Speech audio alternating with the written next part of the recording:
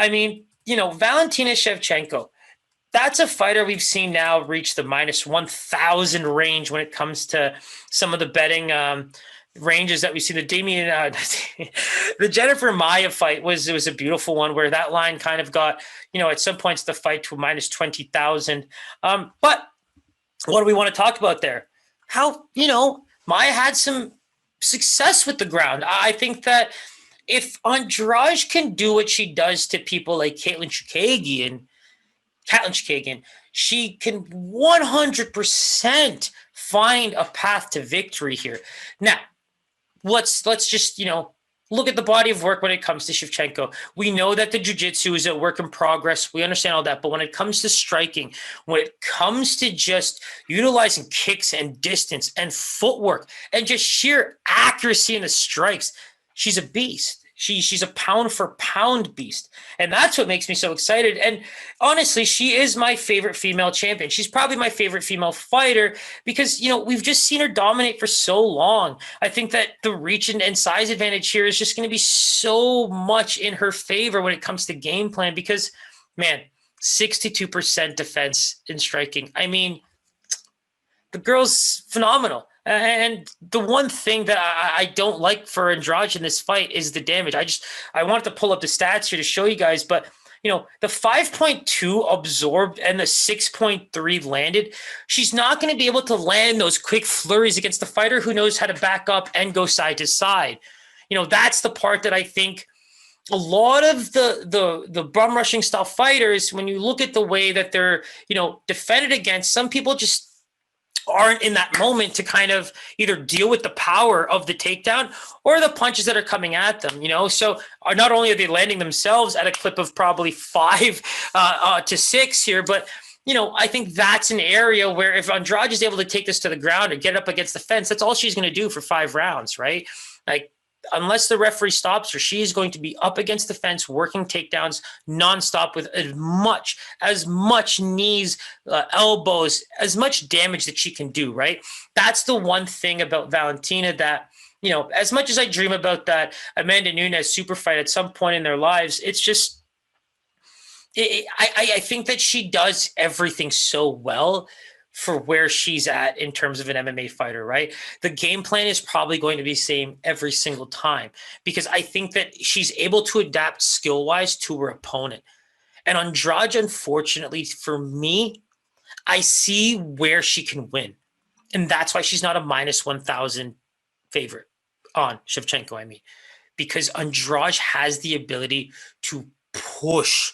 She's an absolute monster when it comes to getting through punches, getting through kicks, grabbing your body, getting that body lock, and taking you down. And she finishes with just absolute wolf-like, just mauls you. She just absolutely mauls you, does not let you go, stays in close. We touched on how Dwight Grant could have done a better job. Exactly what he should be doing is what Andrade can do. She's just very accurate, those strikes, and they just come huge flurries.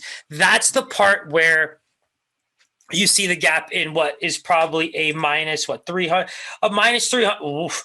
Open, I guess Shevchenko opened as a minus 376 and is now sitting in some places a minus 470. So, again, I knew she wasn't going to be the minus 1,000 that she was against Jennifer Maia, but at the same time, that's the path to victory there.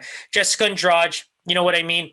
Plus 350. If you're a sprinkler, like a garden lawn sprinkler, this would be a fight you might, if you see a path to victory and you like to sprinkle on a plus 350 dog, that's definitely more than enough to convince yourself to do it. But, for me personally, just in terms of biasness as a favorite fighter, if Andrade fights facing anyone like Chookagian, that was just blind lay, in my opinion, because style-wise, it's just a terrible fight for Chookagian. But in this case, I think Valentinko's, I think Valentina Shevchenko's lateral movement is phenomenal. I think that she's going to be able to just dictate her own game plan the entire time, keep her distance, and she actually could finish this fight because the one thing about Andrade, she takes so much damage, pushes forward so much, and if she doesn't get that body lock, she's going to be looking for it the entire fight. And frankly, I'm not foreshadowing a really good fight for her if she's not able to land one early. I mean, like I said, we saw Jennifer Maia find success in a 5-round fight. It's pretty minimal in the grand scheme of things, right? So that's the one takeaway you have is, yes, there's a dog at plus 350, but the path to victory also includes round-based decisions. So in that case, it's one of those opportunities where it's just such a finite path to victory, and you're pretty much gauging it on her ability to take, someone with a mid to high 70% takedown defense down. And at the championship level fighters that Shevchenko's been fighting, it's hard to see that. But I do think that if Jennifer Maia can do it, Jessica Andrade can do it, which means she's definitely not a minus 1,000 favorite. So, both fighters coming in with that, just beautiful. Anytime I see a 20 win and a lower than 10 record, it does something to me. It's just like you're giving it all to the sport and you do such a good job of it. That's what makes both those ladies, championship caliber fighters. I think that, the lines dictate exactly what it should from a paper perspective. It's going to be exciting as hell. That's for sure. If Andrade does not get finished, this is just going to be a barn burner for 5 rounds. So enjoy it.